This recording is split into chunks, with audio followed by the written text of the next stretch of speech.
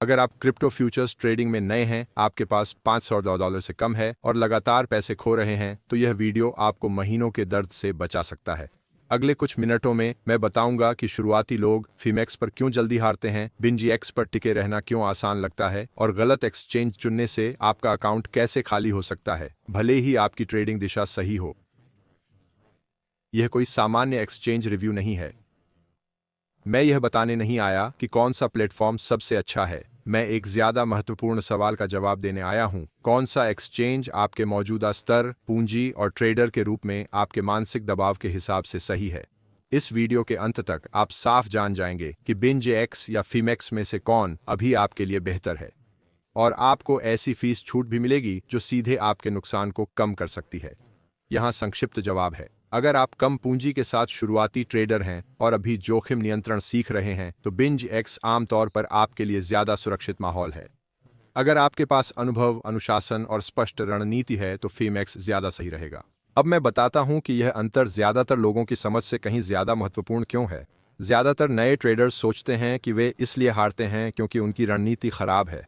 असल में कई अकाउंट फीस, फंडिंग रेट्स और मानसिक दबाव के कारण खत्म हो जाते हैं।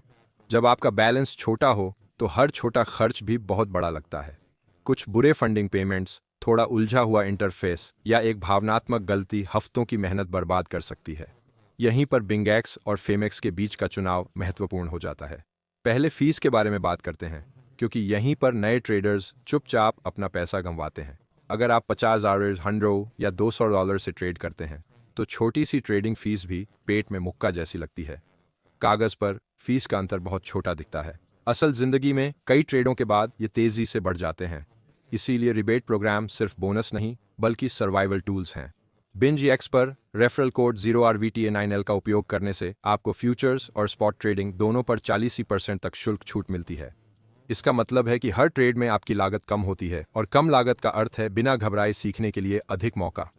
फीमेक्स पर रेफरल कोड IE78V7 आपको 30% तक शुल्क छूट देता है, जो उपयोगी है, लेकिन प्लेटफॉर्म मानता है कि आप पहले से ही लगातार ट्रेडों का प्रबंधन समझते हैं। एक शुरुआती के लिए वह अतिरिक्त 10% का अंतर यह तय कर सकता है कि आप सुधार करने तक टिके रहेंगे या नहीं। अब हम फंडिंग रेट्स के बारे में बात करते हैं, जिसे अधिकांश नए ट्रेडर्स कम आंकते हैं।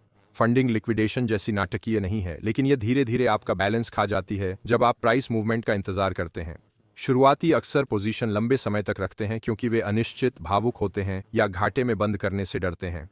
उस स्थिति में फंडिंग एक वास्तविक दुश्मन बन जाती है। जब आपकी पूंजी छोटी हो तो मामूली फंडिंग पेमेंट भी भारी लग सकते हैं। इसीलिए कई शुरुआती महसूस करते हैं कि वे मार्केट के बारे में सही हैं, फिर भी पैसे खो रहे हैं। वे ट्रेड में बने रहने के लिए भुगतान कर रहे हैं।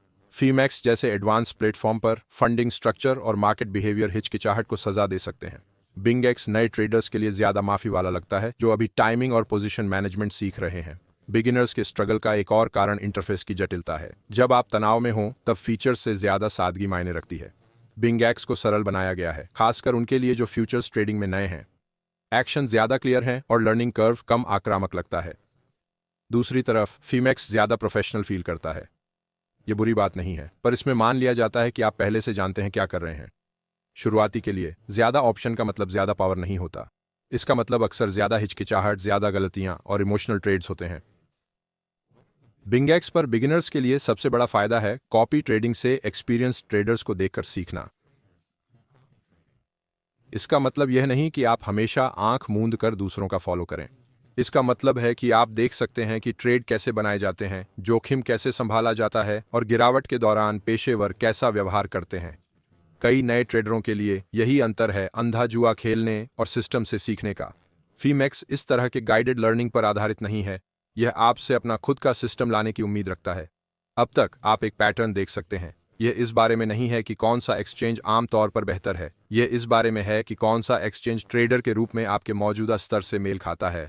अब ईमानदारी से बात करें, कोई भी एक्सचेंज परफेक्ट नहीं है, और यहीं पर कई रिव्यू वीडियो जानबूझकर सच नहीं बताते। बिंगेक्स पर नए ट्रेडरों के लिए सबसे बड़ा खतरा है बहुत आरामदेह हो जाना। कॉपी ट्रेडिंग सीखने में मदद कर सकती है, पर अगर आप इससे आगे नहीं बढ़े तो अपने निर्णय लेने की क्षमता विकसित नहीं कर पाएंगे।